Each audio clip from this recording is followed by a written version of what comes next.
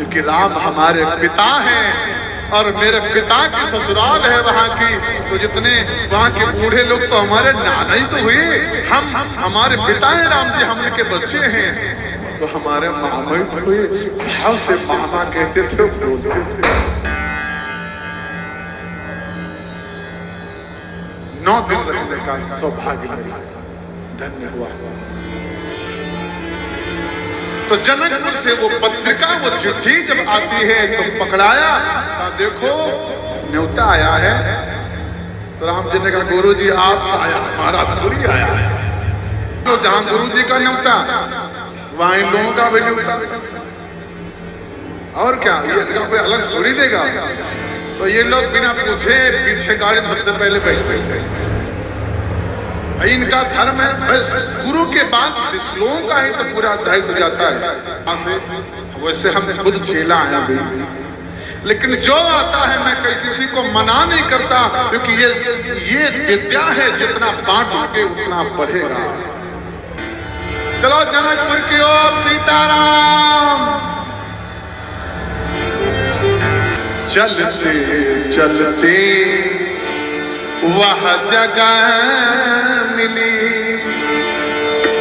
अरे छाया न जहां दिखलाती है।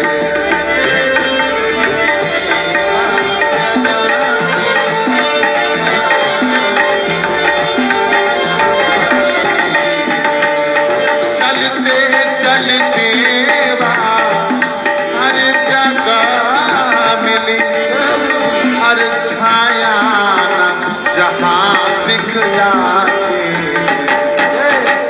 सुनो, रघुवर ने पूछा अचरज से, गुरुजी अरे कुछ नहीं समझ में आती।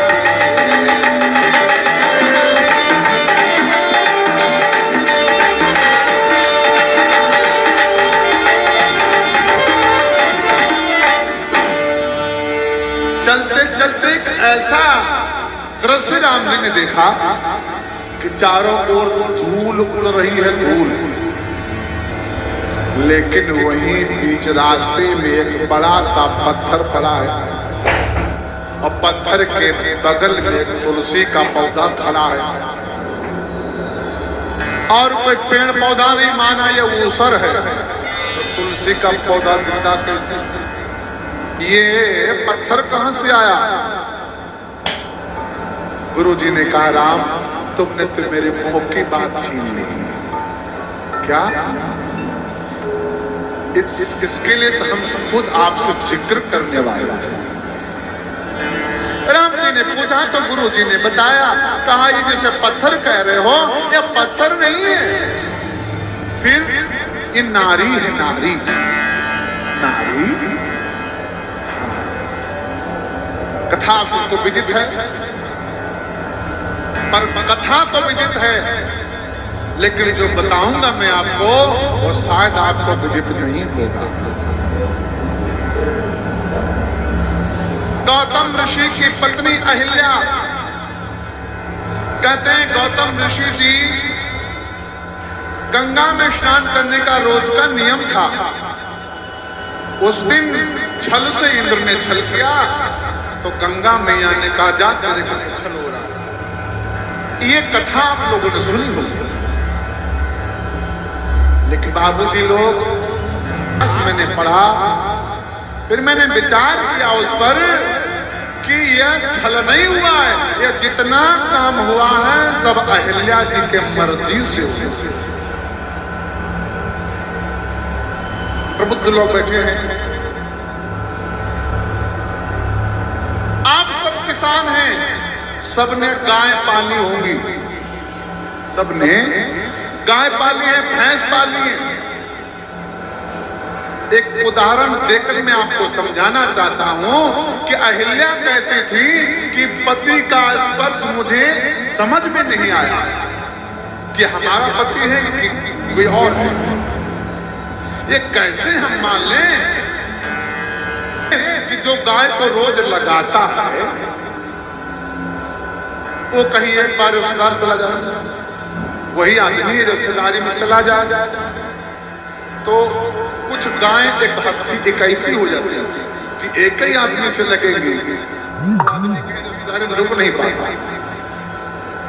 तो जो इकट्ठी गाय हो जाती हैं वो आदमी रिश्तेदारी चला जाए तो मैंने देखा है गायों को कि उसी के कपड़े पहन करके व्यक्ति जाता है गाय लगाने। लेकिन ऐसे नहीं बोलती, जब आंचल में हाथ डालता है वो आदमी तो तुरंत लात मार देती है। मारती है कि नहीं? हाँ या ना? बोलो यस या नो? लगती नहीं है। और यहां तक देखा जो व्यक्ति सेंट डालता था वही सेंट डाल के जाता गाय के नीचे, जो ही धन में आंचल में हाथ लगाता तो गाय लात मार देती। अरे सनातन के लोगों, अरे प्रबुद्ध लोगों सुनो, अरे मेरे देश का एक जानवर अपने आदमी का स्पर्श समझता है तो एक इंसान, एक महिला अपने पति का स्पर्श भला कैसे नहीं समझ पाई? कैसे मैं मान लूं? इंद्र की शादी अहिल्या से तय हो गई।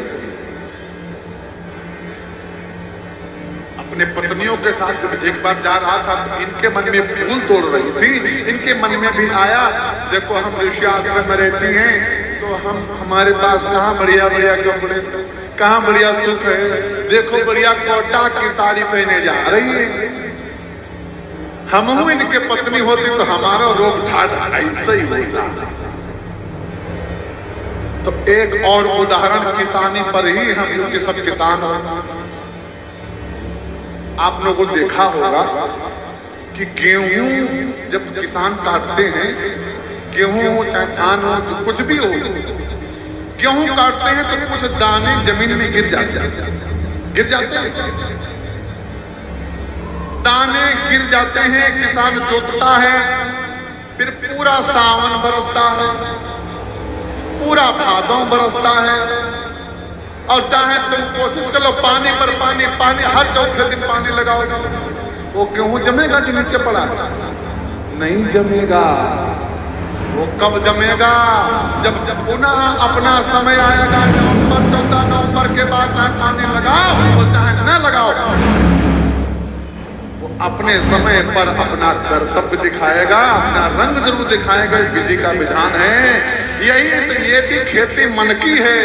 मन में जैसा बीज पड़ा होगा अपने समय पर अपना रंग अवश्य दिखाएगा, इसमें संशय नहीं। मन में काम का एक बीज पड़ा था, भाव पड़ा था, उस समय पर अपना रंग प्रकट कर दिया।